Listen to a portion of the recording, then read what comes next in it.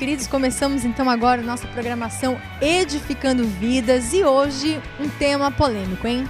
Um tema que é muito difícil, às vezes, a gente ministrar sobre ele dentro das igrejas.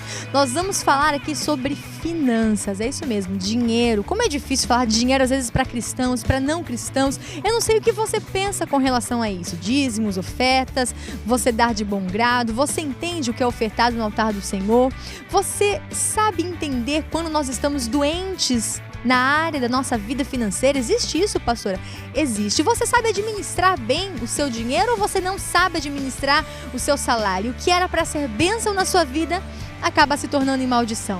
Então, tudo isso você vai entender, vai conhecer hoje no nosso programa Edificando Vida com o pastor Gilson Mello, um pastor abençoado que ministra várias conferências de finanças, principalmente aqui no Ministério Vida Nova. Então, não saia daí porque este programa você não pode perder.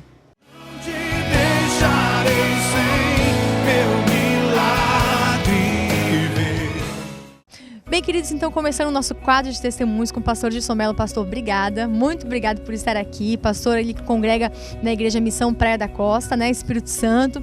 Pastor, então hoje nós vamos estar falando sobre finanças dentro da igreja, falando de dinheiro, né, dentro das igrejas. Eu acho que é um assunto muito polêmico, muito difícil, já para quem é cristão.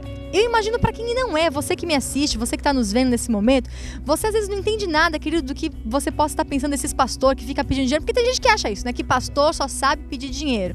Então eu queria que o senhor, que é um ministro, na verdade, de conferências de finanças, você vai estar conhecendo o trabalho do pastor Gilson daqui a pouco, o material dele, falasse um pouco para a gente sobre esse tema polêmico dentro da igreja.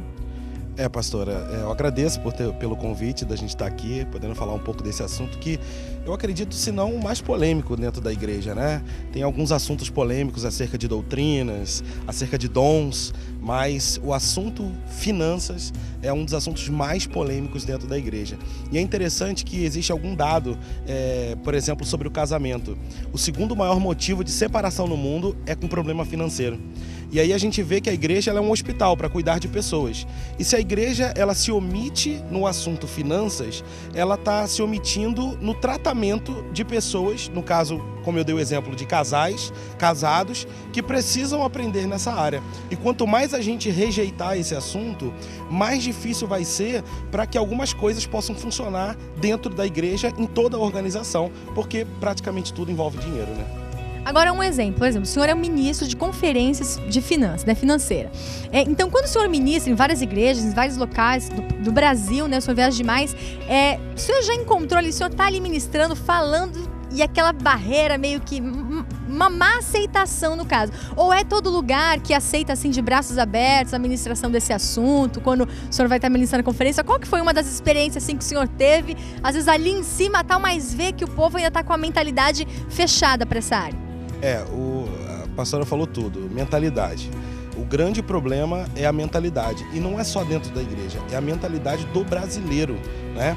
Mas específico na pergunta que a pastora fez, é interessante que às vezes alguém vai me pegar no aeroporto e já começa, sabe que eu vou ministrar sobre finanças, e já começa a me detonar ali, foi me pegar no aeroporto, já começou a me detonar, falando que eu não concordo, e aí a gente vai conversando dentro do carro, e a pessoa vai entendendo, porque nada mais é do que a falta do conhecimento. Quando você leva o conhecimento junto com a palavra de Deus, e as pessoas começam a entender melhor. Por exemplo, eu falo que existem 3 tipos de colheita que precisa acontecer para o avivamento chegar. Quais são?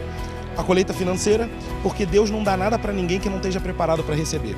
Isso acontece em todas as áreas da sua vida. E como nós estamos falando de avivamento, como que Deus vai mandar uma grande colheita de almas para uma igreja que não está preparada nem para receber as pessoas que já estão naquela igreja? A igreja não tem estrutura, não tem lugar para as pessoas sentarem, não tem sala para as crianças estruturada. Então fica difícil, se o povo não prospera, não recebe as bênçãos financeiras, não tem como investir com o seu dízimo, com a sua oferta, e a igreja não tem estrutura. E se Deus não vai dar nada para a gente, que não estejamos preparados para receber, então já para por aí. Eu não tenho estrutura para receber mais 100 pessoas, como Deus vai mandar 2.000? Então nós precisamos estar preparados. A segundo tipo de colheita é a colheita em si de almas, que vai se juntar para esse grande avivamento. E o terceiro tipo de colheita é a colheita da nação. Por quê?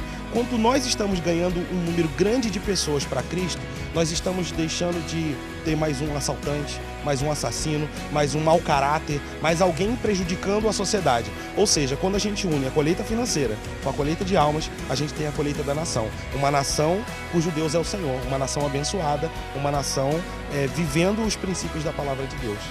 Ok, pastor, falando um pouco agora, porque a gente está falando aqui de pessoas dentro da igreja, né? Então, se já existe uma dificuldade para quem congrega, para quem é pastoreado, para as pessoas que estão dentro do rebanho ali, cultuando a Deus, entender determinadas coisas sobre dízimo, sobre oferta, e aqueles que não são cristãos? Porque eu vejo, amado, você pode estar assistindo, você pode não congregar, não conhecer Jesus. Esse programa, às vezes você pode pensar assim, poxa, mas só fala de cura, de milagre, Deus faz na vida de todo mundo, só não faz na minha. Mas o que eu quero é que você preste atenção, porque Deus tem cura para as nossas vidas em muitas áreas, e principalmente a financeira também. A nossa vida financeira, querido, muitas vezes precisa de um milagre, precisa de uma cura, precisa de uma restauração. E mesmo que você não conheça Cristo, você pode estar com uma mentalidade errada sobre isso. Porque as pessoas pensam que, né, pastor só pede dinheiro, igreja está todo mundo errado, que só fala em dinheiro. Então, pastor, sobre isso, o que o senhor tem a dizer? As pessoas que não conhecem a Cristo, não congregam, mas têm esta ideia. Por que as pessoas tendem a ter esta ideia das pessoas que estão dentro da igreja, né, do que é ministrado ali dentro? É interessante isso, porque quando a gente percebe algumas coisas. Quando a pessoa está dentro da igreja, o problema é de mentalidade e de falta do conhecimento da palavra. Quando a pessoa está fora da igreja e está criticando, é até engraçado isso, porque não é o dinheiro dela, não é o dinheiro da pessoa que está sendo ofertado e está entregando o dízimo, mas ela está incomodada com o que estão falando ali. Mas a grande questão é a fé. Né? A gente tem que ir para esse lado, falar para você que não é cristão, para você que não conhece a palavra. E a Bíblia, ela trata de todos os assuntos da área da vida humana. E um desses assuntos é vida financeira. E quando a gente para pensar, por que eu devo ser fiel a Deus em todas as áreas e não na minha carteira? Eu costumo brincar que quando a gente vai se batizar na igreja, era legal que a gente levasse a carteira também para batizar, porque tem crente que não batiza a carteira não converte, né?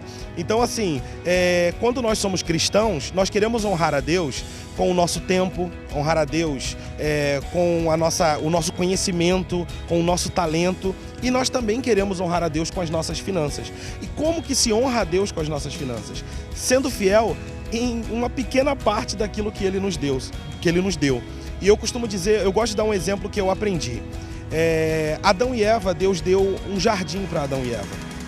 E Ele disse para não tocar naquela árvore do conhecimento do bem e do mal. Mas eles preferiram a árvore. E o que aconteceu? Eles perderam o jardim. Deus deu uma unção para Sansão, mas ele preferiu Dalila. E sabe o que aconteceu? Ele perdeu a unção. Deus deu um reino para Davi, mas Davi insistiu em preferir Betseba, e ele perdeu o reino. Deus deu 90% para a gente, e a gente insiste em querer os 10% de Deus. Quando eu entrego o meu dízimo para Deus, eu estou dizendo para Ele que eu acredito que Ele é fiel ao ponto de me ajudar a cuidar das minhas finanças. Não é mágica. Eu não vou ficar rico porque eu estou entregando o meu dízimo ou a minha oferta. Não existe isso. Se alguém está falando isso, é mentira. A Bíblia não fala que você vai ficar rico porque você está entregando o dízimo ou porque você vai entregar a sua oferta. O que a Bíblia promete, na verdade, eu não gosto de usar esse termo, mas vou usar. É um cancelamento de maldição. Por que eu estou falando isso? Porque quando o homem pecou, Adão pecou, Deus disse assim para Adão: você sempre trabalhou e o seu trabalho era abençoado, mas agora você vai ter que suar o rosto para comer o pão. Você vai suar o rosto, você vai sofrer. É mais ou menos contextualizando, você vai desejar ardentemente os finais de semana e odiar as segundas-feiras. Eu não sei se tem alguém me assistindo que é mais ou menos assim. Então por quê? Porque as pessoas elas têm o trabalho como uma coisa ruim. Estou indo para a luta, estou indo para a guerra, estou indo para a batalha. E o que Deus faz é restaurar a bênção do trabalho no Jardim do Éden.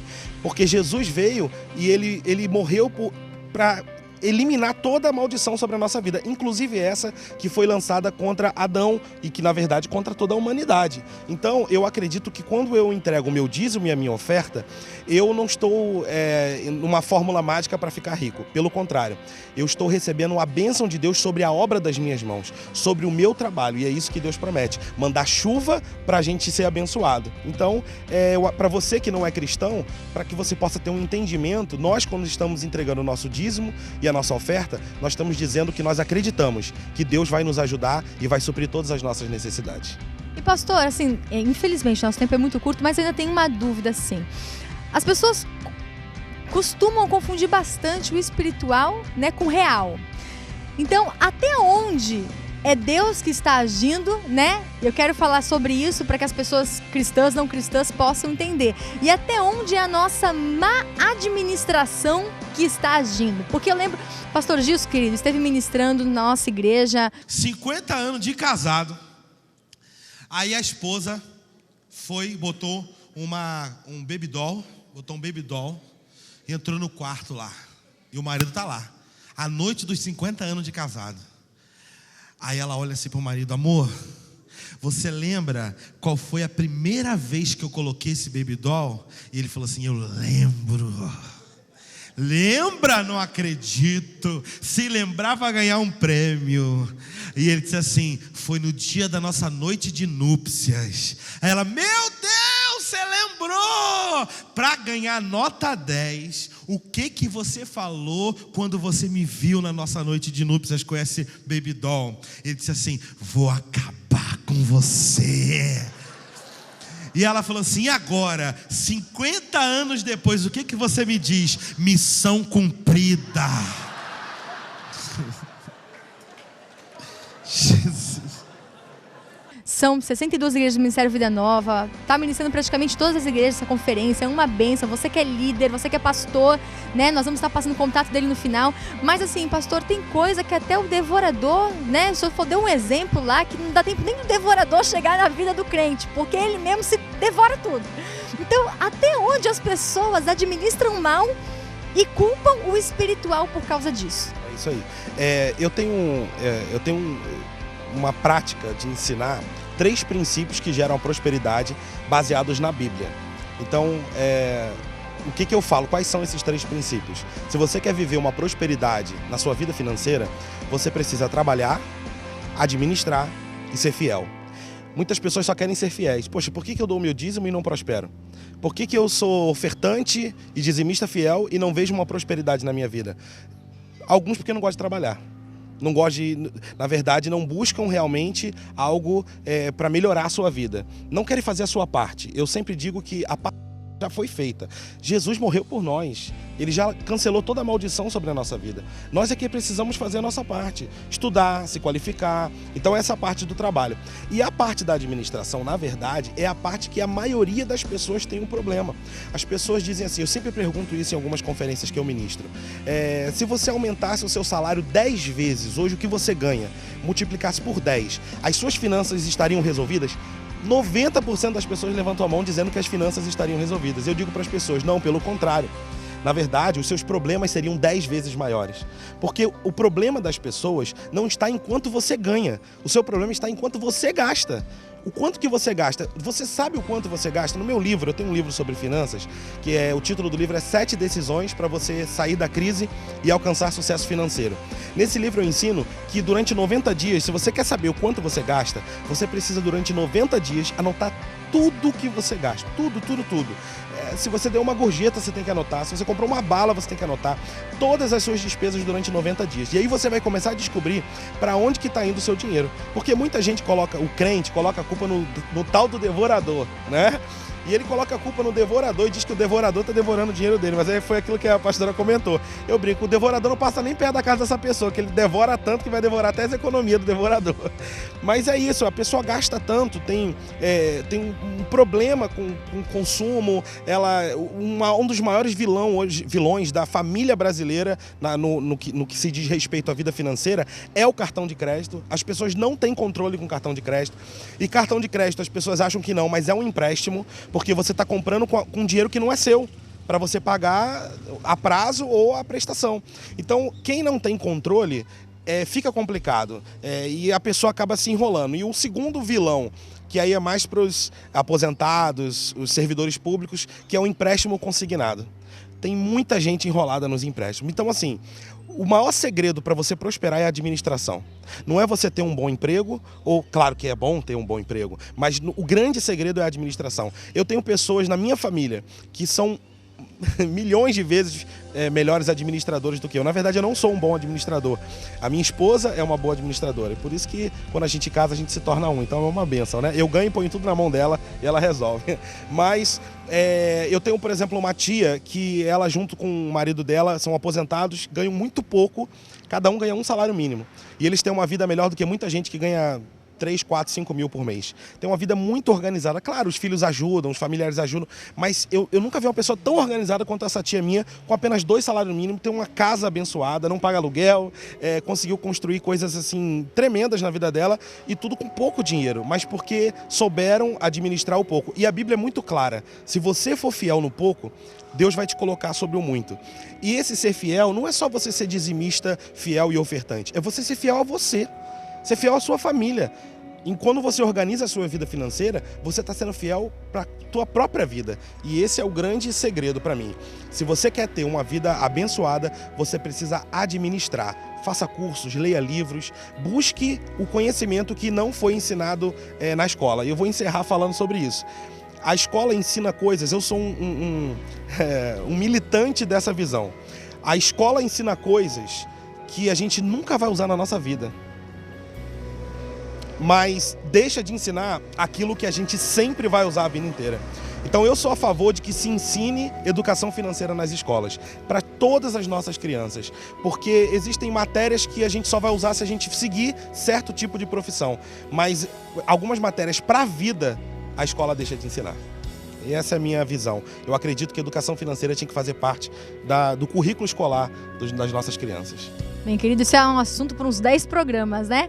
Mas olha, a palavra pastoral de hoje vai ser com o pastor Gilson. O pastor Gilson depois está voltando para fazer o testemunho de família com a Fábio, né? Uma amiga também, uma bênção, linda esposa dele. Então, assim, eu gostaria que você ficasse aí. Não mude de canal, não saia daí, fique atento à programação, a palavra pastoral de hoje, principalmente, querido, você que precisa de uma restauração nesta área da sua vida. Hoje o Edificando Vidas está falando sobre esta polêmica, falando sobre finanças dentro da igreja. Por que você é cristão e não está sendo abençoado? E por que às vezes você não é cristão e está criticando quem acredita realmente nesse investimento, que é investir no reino de Deus? Então não saia daí que nós já voltamos.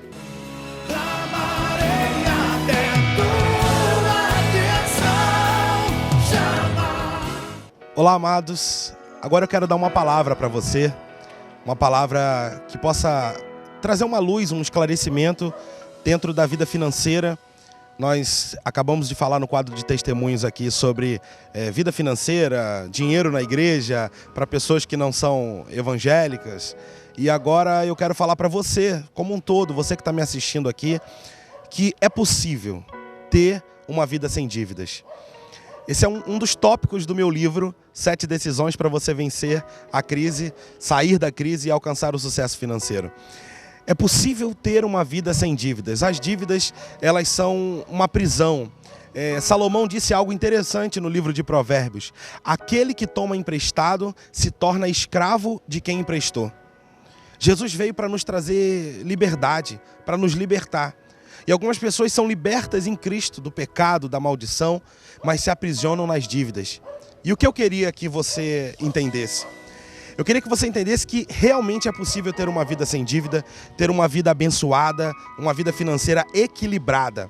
E tem uma frase que eu gosto muito de dizer, que é: se você acredita que vai dar certo, ou se você acredita que não vai dar certo, com certeza, ambos os pensamentos estão certos. O que eu estou querendo dizer com isso? Se você acredita que tua vida financeira vai dar certo, você vai conseguir sair das dívidas, ou se você acredita que você não tem mais jeito, você vai ser um endividado para o resto da vida, qualquer um desses pensamentos você vai estar certo. Porque o que vai acontecer na tua vida é aquilo que você tem fé. A Bíblia fala que a fé é o firme fundamento das coisas que se esperam e a certeza, a convicção das coisas que não se podem ver. Sabe o que é você ter certeza e convicção daquilo que você não pode ver? É mais ou menos você olhar agora para a tua situação financeira, de repente você está aí me assistindo todo endividado, cheio de problemas, e está dizendo que não tem jeito, e eu estou falando para você que tem jeito. E aí você toma essa palavra para você e começa a acreditar, não, é possível eu ter uma vida sem dívidas. Mas Como ter uma vida sem dívidas? É só tendo fé? É só dizendo, não, eu acredito que Deus vai resolver o meu problema, que Deus vai cancelar as minhas dívidas. Na verdade, nós precisamos dar passos. Eu gosto de um exemplo falando sobre milagre, quando entregaram 5 pães e 2 peixes para Jesus. Entregaram 5 pães e 2 peixes para Jesus. Jesus levantou um cesto com aqueles 5 pães e os 2 peixes. E ele fez uma oração muito simples, muito simplória. Quando ele disse assim, Senhor, te dou graças. E disse assim, podem entregar os cestos. Na verdade, até ali o milagre não tinha acontecido. Deus tinha dado ordem para o milagre acontecer, mas ele ainda não havia acontecido. E quando que o milagre aconteceu? O milagre aconteceu quando os discípulos e as pessoas que provavelmente ajudaram ali na hora, eles pegaram o cesto e creram que se eles começassem a distribuir para as pessoas iam poder comer e se alimentar daqueles pães e daqueles peixes. E conforme eles foram distribuindo, o que aconteceu? Aconteceu o milagre. E todas aquelas pessoas puderam se alimentar, milhares de pessoas se alimentaram através daquele grande milagre. E por que eu estou falando isso? Deus já deu uma palavra para um milagre na tua vida financeira, para que você possa realmente conseguir a solução desses problemas que você tanto deseja que aconteça, que às vezes tira até o teu sono. Quantas dívidas já tiraram o meu sono? E como é bom viver, ter uma vida sem dívidas. Deus já deu a ordem para o seu milagre, mas você precisa pegar o cesto e distribuir. O que é pegar o cesto e distribuir? Você precisa fazer a sua parte. Você precisa buscar fazer a sua parte. E eu quero dar algumas dicas para vocês que eu dou no meu livro. Eu quero deixar aqui algumas dicas para você poder organizar a sua vida financeira, porque Deus vai te abençoar, mas você precisa fazer a sua parte. Tem uma frase que eu gosto de falar para as pessoas, se eu não organizar a minha vida financeira, eu vou ser refém das minhas dívidas. Eu quero te dar alguns passos para você iniciar uma organização financeira. Passos simples, mas que eu tenho certeza que se você começar a dar, Deus vai te abençoar e você vai conseguir organizar a sua vida financeira. O primeiro passo é, quanto eu devo? Tem gente que não sabe quanto deve. Tem pessoas que estão devendo tanto, que elas não sabem, não têm nem noção de como que está essa situação. Então, saber quanto que você deve é importante. Começa a ligar para as pessoas, começa a ligar para os credores, para as lojas, começa a saber como que está a situação da sua dívida, porque esse é um primeiro passo, é um passo inicial para você saber para onde você vai caminhar. Esse é importante. O segundo passo que eu quero falar para você é para quem eu devo. Eu já falei aqui que você tem que ligar para os seus credores, mas essa questão de para quem eu devo, é importante você entender o seguinte, é nessa hora que você vai descobrir quais são as dívidas mais importantes a serem quitadas, ou seja, aquelas que têm um juros maior, aquelas que estão onerando mais, estão acrescentando mais a esse montante dessas dívidas. Então, primeiramente você precisa saber o quanto que você deve, o segundo, para quem você deve. O terceiro passo é como pagar. Como essas pessoas vão negociar essas dívidas? Como eu posso fazer um acordo? Como as coisas podem acontecer de uma forma para que eu possa chegar na quitação dessas dívidas? Olha, eu te garanto que você vai ter surpresas quando você ligar para algumas pessoas. E eu quero adiantar aqui e falar sobre o quarto passo. O quarto passo é o quanto eu gasto. Eu já falei aqui na parte dos testemunhos com a pastora Renata e vou tornar a repetir aqui para você. O quanto você gasta é o que tem realmente te levado à situação que você talvez esteja, você que está me assistindo aí, que esteja endividado. O quanto que eu gasto, você precisa saber para onde que está indo o seu dinheiro. Porque se você não souber para onde que está indo o seu dinheiro, você não vai conseguir resolver essas dívidas que você foi negociar, que você foi ver o quanto que você deve, para quem você deve. Então o quanto que você gasta é importante. Eu já te dei a dica de como saber quanto você gasta, anotando seus gastos dos 90 dias. O quinto passo é como eu gasto. Aí é uma outra situação. O quanto você gasta é onde você descobre para onde está indo o seu dinheiro. Como você gasta é onde você decide que algumas coisas você vai ter que parar de fazer. E você vai ter que começar a gastar o seu dinheiro de uma forma equilibrada, de uma forma responsável, para que a sua família possa ser abençoada. Porque quando o chefe do lar, quando as pessoas que têm a renda na família estão aprisionadas nas dívidas, na verdade, eles trazem toda a família para essa prisão. Deus pode te libertar dessas dívidas, mas você precisa dar o seu passo. E por último lugar, eu quero quero falar o último passo aqui que eu dou no meu livro, que é o que eu posso fazer para evitar. O que eu posso fazer para evitar? A gente recebe muitos ataques da mídia. A mídia, ela é muito consumista e a gente vai recebendo ataques de propagandas e mais propagandas. Você tem que trocar de celular, tem que trocar de geladeira, tem que trocar de televisão. Deixa eu falar uma coisa pra você. O que você precisa é ter uma vida liberta, uma vida abençoada na presença de Deus. E a tua vida financeira, você tendo uma vida sem dívidas, aí você vai ver o que é liberdade. Eu costumo dizer uma coisa. Para mim, o maior segredo da riqueza é liberdade. Tem muitas pessoas que estão me assistindo agora que são ricos, que têm muito dinheiro, mas não são livres. Estão aprisionados num trabalho de 5 da manhã à meia-noite, estão aprisionados também em dívidas gigantes, porque quanto mais você ganha, mais você se aprisiona. Então eu quero falar para você, o que Deus quer para sua vida é liberdade. Liberdade financeira, liberdade para você poder passear com a sua família, liberdade até para você comprar, mas comprar de uma forma responsável. Organize a sua vida financeira e eu tenho certeza que todas as áreas da sua vida vão entrar em equilíbrio. Eu quero deixar aqui essa palavra para você. Deus abençoe a sua vida, que Deus possa te abençoar de uma forma assim tremenda, e que você possa, com certeza, alcançar o que todo mundo hoje gostaria de alcançar. Uma vida liberta das dívidas. E eu tenho certeza que Deus pode te ajudar nessa situação. Deus pode te ajudar no que você está vivendo hoje. Creia que Deus vai mudar a tua vida financeira, mas você precisa fazer a sua parte. Se você quiser conhecer um pouco mais do meu ministério, você pode acessar o meu site que está aqui na tela. Acesse o meu site, você vai poder conhecer um pouco mais. Você que é pastor e quiser me levar na sua igreja, você vai ter como me convidar e a gente vai poder ministrar palestras que vão abençoar a sua vida e mudar a mentalidade do seu povo, tá certo? E você que está me assistindo aqui, não deixe de visitar uma das igrejas do Ministério Vida Nova. Aqui tem alguns endereços que vão estar passando na tela. Visite uma igreja, porque sozinho a gente não consegue chegar a lugar nenhum. Deus tem algo para a sua vida. E eu tenho certeza que todo o Ministério Vida Nova vai estar abençoando você e vai estar te ajudando em todas as áreas da sua vida, não só na vida financeira. Deus te abençoe e que essa semana seja uma semana abençoada para você e livre das dívidas.